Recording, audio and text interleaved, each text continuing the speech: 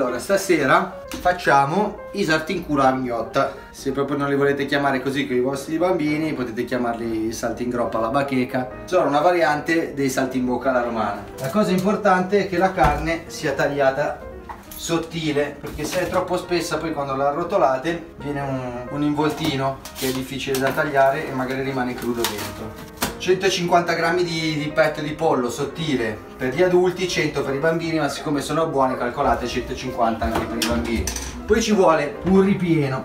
Io stasera ho il prosciutto crudo, uso il prosciutto crudo, e poi se vi ci piace anche un formaggio, vediamo un po'. Allora, qua c'è lo speck, potrei farli anche con lo speck. Ci vorrebbe anche la salvia, io stasera non ce l'ho, uso un rametto di Santoreggia che è una specie di timo, tanto per dare un profumo. Servono gli stuzzicadenti.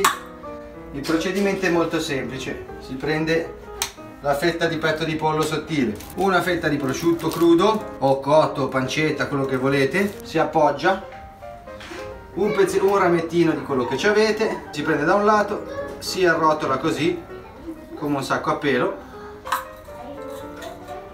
uno stuzzicadenti da parte a parte e via da una parte. Se la fetta è troppo piccola mettete mezza fetta di prosciutto crudo, solo un pezzettino di Santoreggia, giro e lo infilzo.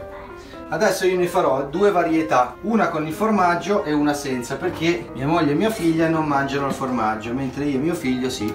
Considerate che se li fate con la pancetta e la salvia vengono più buoni, ma io stasera non ce l'avevo. Il principio comunque è questo: una carne tipo pollo, vitello tagliata sottile, un salume e una roba verde tipo appunto salvia, mettete sempre uno sopra l'altro, chiudete con uno stuzzicadenti. Adesso ve ne faccio vedere uno col formaggio. Il principio è esattamente lo stesso, si aggiunge uno strato in più, magari uso una fetta un po' più grande. Il prosciutto mettetelo all'interno, perché se lo mettete all'esterno il prosciutto crudo si brucia e diventa un po' amaro. A me non piace il prosciutto crudo cotto, non mi piace. Queste sono fette di provola, taglio a metà, lo ficco qua,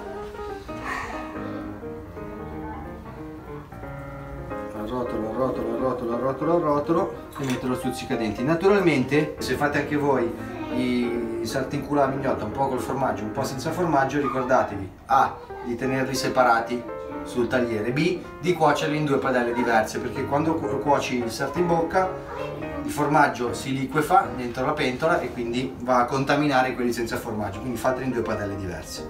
Ne sono venuti fuori 1, 2, 3, 4, 5, 6, 7, 8 con il formaggio e 2, 4, 6, 8 e 9 senza formaggio. Servono due padelle.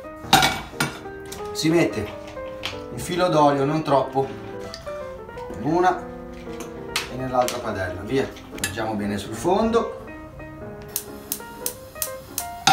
Lasciamo scaldare bene l'olio. È sempre meglio che l'olio sia caldo, perché se metti la carne nell'olio freddo poi è tutta l'acqua così si fa la pipì addosso. Invece meglio metterla nell'olio bello caldo, così fai tutto veloce. Siccome ho tempo, mentre si scalda l'olio, vi spoglio due spicchi d'aglio, li vado a posizionare cercando di non appiccicarli uno all'altro, e li faccio rosolare senza menargliela più di tanto, senza toccarli. Dicevo, li facciamo rosolare bene. Per bene intendo che il pollo deve essere bello marrone, bello beige sotto, non deve essere bianco, deve essere marroncetto, croccante, color legno. Allora, questi secondo me si possono girare, occhio. Cucinate sempre col naso. Quando sentite che la stanza si riempie di profumo, vuol dire che probabilmente sono da girare. Infatti, vedi? Se non riuscite con le mani, lo fate con la forchetta. Mettete il bastoncino dentro e girate. Intanto qua ci butto uno spicchio d'aglio per fare solo un po' di profumo. Giriamo anche questo qua. Quando la carne è bella rosolata vuol dire così. Si sala, si aggiunge il sale, il pepe, una bella macinata abbondante, si abbassa il fuoco al minimo e si aggiunge il vino bianco. Questo io lo faccio praticamente con tutti i tipi di carne. fuoco al minimo. Una volta messo il sale e il pepe, vino bianco, fuoco al minimo e si lascia sfumare. Se non lo portate in tavola subito, lasciate un po' di bagnette in modo tale che quando lo scaldate prima di portarlo a tavola non si bruci la carne ma si asciughi quel fondo di vino bianco che c'è. Se invece lo servite subito, asciugatelo finché vi piace e allora, siamo pronti. Allora, questi li faccio col marsale. Il principio è lo stesso, il marsale è come il vino bianco. Fondamentalmente il principio è: prendo la carne, la faccio rosolare bene da un lato e dall'altro, aggiungo sale e pepe e poi ci butto una cosa che innaffia, che abbassa la temperatura, che sia vino bianco, marsala, whisky, brandy, quello che volete voi.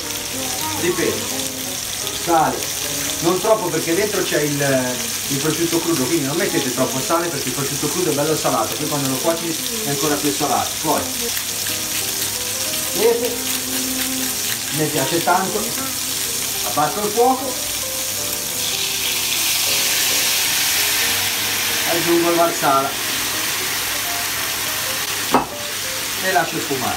Questi sono quasi pronti, c'è ancora forse un goccino poco di vino che si deve asciugare. Siccome però devo ancora preparare il resto dell'aceno, adesso ci spengo e li lascio così. Prima di portarli in tavola alzo il fuoco, faccio asciugare il vino bianco in modo tale che rimangano caldi senza seccare. I sarti in culo alla mignotta o sarti in groppa alla bacheca, come li volete chiamare, sono pronti. Devono venire così. Non ci deve essere pollo crudo da nessuna parte perché il pollo crudo non è buono da mangiare.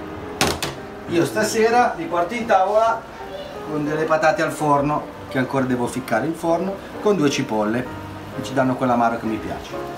Ve li faccio rivedere, eccoli qua. Sarti in culo alla mignotta.